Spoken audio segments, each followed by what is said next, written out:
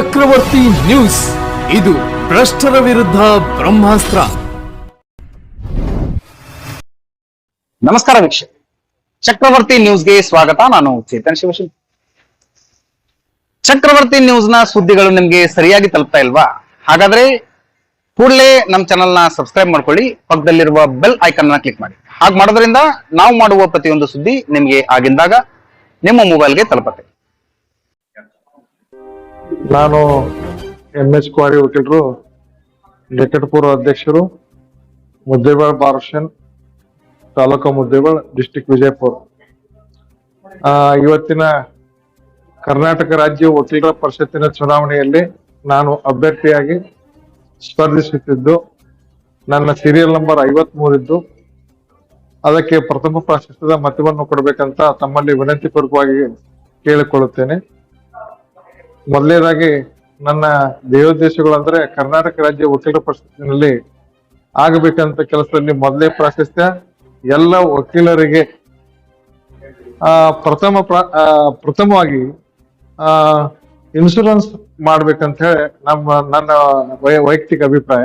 ಯಾಕೆ ಇನ್ಶೂರೆನ್ಸ್ ಬೇಕಂದ್ರೆ ಇಲ್ಲಿವರೆಗೆ ಕರ್ನಾಟಕ ರಾಜ್ಯ ವಕೀಲರ ಪರಿಷತ್ನಲ್ಲಿ ಕೋವಿಡ್ ಟೈಮ್ ಬಿಟ್ರೆ ಯಾವುದೇ ರೀತಿಯಿಂದ ವಕೀಲರಿಗೆ ಇನ್ಶೂರೆನ್ಸ್ ಮಾಡಿರೋದಿಲ್ಲ. ಇನ್ಶೂರೆನ್ಸ್ ಅವಶ್ಯಕತೆ ಸಂಪೂರ್ಣವಾಗಿ ಅದೇ. ಪ್ರತಿಯೊಬ್ಬ ವಕೀಲರಿಗೆ ಇನ್ಶೂರೆನ್ಸ್ ಮಾಡೋದ್ರಿಂದ ಒಂದು ರೀತಿಯಿಂದ ಲೈಫ್ ಸೆಕ್ಯೂರಿಟಿ ಅನ್ನೋದು ಸಿಗುತ್ತೆ. ಅದರ್ವೈಸ್ ಈಗ ಇಲ್ಲಿವರೆಗೆ ನೋಡ್ಲಾಗಿ ಸಾಕಷ್ಟು ವರ್ಷಗಳಿಂದ, ಸುಮಾರು 50-60 ವರ್ಷಗಳಿಂದ ನೋಡ್ಲಾಗಿ ಯಾವುದೇ ವಕೀಲರಿಗೆ ಇನ್ಶೂರೆನ್ಸ್ ಇರದೇ ಇರೋದ್ರಿಂದ ನಮ್ಮ ಸಮುದಾಯಕ್ಕೆ ಇನ್ಶೂರೆನ್ಸ್ ಅವಶ್ಯಕತೆ ಇದೆ. ಯಾಕಂದ್ರೆ ವಯಸ್ಸಾದಾಗ ವಕೀಲಿಕೆ ಮಾಡೋದು ಬಹಳ ಕಷ್ಟ. ಎರಡನೇದಂದ್ರ ಅದನ್ನ ನೀಗಿಸುವುದು ಇನ್ನೊಂದು ಕಷ್ಟ. ಮೂರನೇದು ಏನಪ್ಪಾ ಅಂತಂದ್ರ ನಾವು ವಯಸ್ಸಾದಾಗ ನಮ್ಗ ಆರ್ಥಿಕವಾದ ಅವಶ್ಯಕತೆ ಇದ್ದರೂ ಸಹ ಅಥವಾ ನಾವು ಇರದಿದ್ದರೂ ಸಹ ನಮ್ಮ ಮನೆತನಕ್ಕೆ ಆಗುವಂತಹ ತೊಂದರೆಗಳನ್ನ ನೀಗಿಸುವ ಸಲುವಾಗಿ ಇದು ಅತಿ ಅವಶ್ಯವಾದ ಈ ಇನ್ಶೂರೆನ್ಸ್ ಮಾಡ್ಲೇಬೇಕಾದಂತ ಸಂದರ್ಭ ಈಗ ಉಂಟಾಗೈತೆ ಅಂತ ಹೇಳಿ ನನಗನ್ಸ್ತದ. ದಯವಿಟ್ಟು ಎಲ್ಲರಿಗೆ ಇನ್ಶೂರೆನ್ಸ್ ಮಾಡಿಸ್ಬೇಕಂತ ಹೇಳಿ ನನ್ನ ಕರ್ನಾಟಕ ರಾಜ್ಯ ವಕೀಲರ ಪರಿಷತ್ ಚುನಾವಣೆಯಲ್ಲಿ ನನ್ನ ಪ್ರಣಾಳಿಕೆಯಲ್ಲಿ ಮೊದಲೇ ಆದ್ಯತೆ ಕೊಟ್ಟಿರುತ್ತೇನೆ. ಅದಕ್ಕಾಗಿ ನಾನು ಪ್ರತಿಯೊಂದು ವಿಷಯದಲ್ಲಿ ಈ ವಿಷಯದ ಕುರಿತು ನಾನು ಪ್ರಾಮಾಣಿಕವಾಗಿ ಹೋರಾಟ ಮಾಡ್ತೀನಿ ಅಂತ ತಮ್ಮಲ್ಲಿ ವಿನಂತಿಸಿಕೊಳ್ತೇನೆ. ಇನ್ನು ಎರಡನೇದಾಗಿ ಈಗಾಗಲೇ 8 ಲಕ್ಷ ರೂಪಾಯಿ 40 ವರ್ಷಗಳ ಆದಾಗ 8 ಲಕ್ಷ ರೂಪಾಯಿ ಕೊಡ್ಬೇಕು, ಅಥವಾ ರಿಟೈರ್ಮೆಂಟ್ ಆದ್ರೆ 8 ಲಕ್ಷ ರೂಪಾಯಿ ಕೊಡ್ಬೇಕು ಅನ್ನೋದ್ರ ಬಗ್ಗೆ ಸ್ಲ್ಯಾಬ್ ರೇಟ್ ಮಾಡಿದ್ದಾರೆ.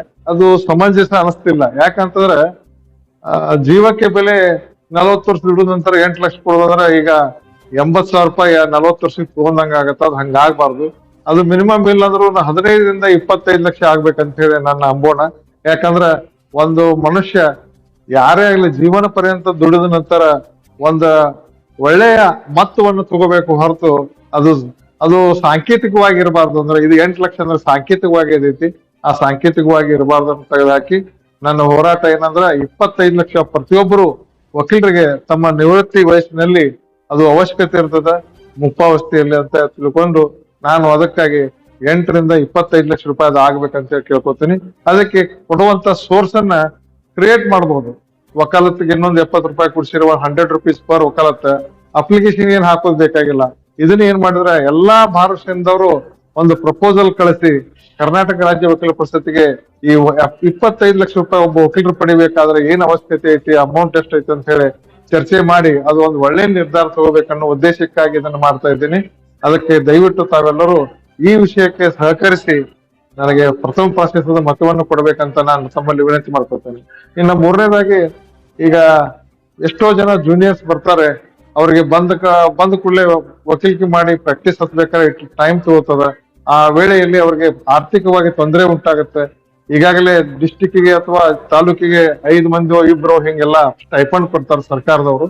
ಅದನ್ನ ಒಂದು 10ರಿಂದ 15 ಜನಕ್ಕ ಜೂನಿಯರ್ಸಿಗೆ ಕೊಡ್ಬೇಕಂತ ಹೇಳಿ ನಾನು ಆ ನಿಟ್ಟಿನಲ್ಲಿ ವಿಚಾರ ಮಾಡಿದ್ದೇನೆ. ಆ ಕಾರಣಕ್ಕಾಗಿ ದಯವಿಟ್ಟು ತಮ್ಮೆಲ್ಲರ ಗಮನಕ್ಕೆ ತರವಹಿಸುವುದೇನೆಂದ್ರೆ, ಈ ವಿಷಯನ 10ರಿಂದ 15 ಜನಕ್ಕೆ ಕೊಟ್ರೆ ಅವರು ಒಂದ್ ಸ್ವಲ್ಪ 1-2-3 ವರ್ಷ ಆರ್ಥಿಕವಾಗಿ ಸಬಲರಾಗುವಾಗಕ್ಕೆ ಒಂದು ಅನುಕೂಲ ಮಾಡಿಕೊಟ್ಟಂತಾಗತ್ತೆ ಅನ್ನೋ ಉದ್ದೇಶ. ಇದಲ್ಲದೆ ನಾವು ಈಗಾಗಲೇ ಸುಮಾರು ವರ್ಷಗಳಿಂದ ಬಾಡಿಗೆ ಬಿಲ್ಡಿಂಗ್ ನಲ್ಲಿ ಇದ್ದಂತಹ ಕರ್ನಾಟಕ ರಾಜ್ಯ ವಕೀಲರ ಪರಿಷತ್ತನ್ನ KJID ಬಿಲ್ಡಿಂಗ್ ಇತ್ತು ಓಡ್. ಬಟ್ ಈಗ ಒಂದ್ ಕಡೆ 1 ಪೋರ್ಷನ್ ಅಷ್ಟೇ ಕೊಟ್ಟಿದ್ದಾರೆ, ಅದು ಬಾಡಿಗೆ ತರಿಕೆ. ಅದು ಆಗ್ಬಾರ್ದು. ನಮ್ಮದೇ ಆದ ಒಂದು ಸ್ವಂತ ಕರ್ನಾಟಕ ರಾಜ್ಯ ವಕೀಲರ ಬಾರ್ ಬಗ್ಗೆ ಅವಶ್ಯಕತೆ ಇದೆ. ಪರಿಷತ್ತಿನ ಜಾಗ, ಅದಕ್ಕಾಗಿ ಎಲ್ಲರೂ ಕೂಡಿ ಹೋರಾಟ ಮಾಡಿದ್ರ ಸರ್ಕಾರಕ್ಕೆ ಮನಮುಟ್ಟುವಂತೆ ಹೋರಾಟ ಮಾಡಿದಾಗ ಅದನ್ನ ಕೊಡಬಹುದು. ಅದಕ್ಕಾಗಿ ಹೋರಾಟ ಮಾಡ್ಲಿಕ್ಕೆ ನಂದು ಯಾವಾಗ್ಲೂ ಸದಾ ಸಿದ್ಧನಿರುತ್ತೇನೆ. ತಮ್ಮಲ್ಲಿ ಈ ವಿಷಯವನ್ನು ತಿಳಿಸಬಯಸ್ತೇನೆ.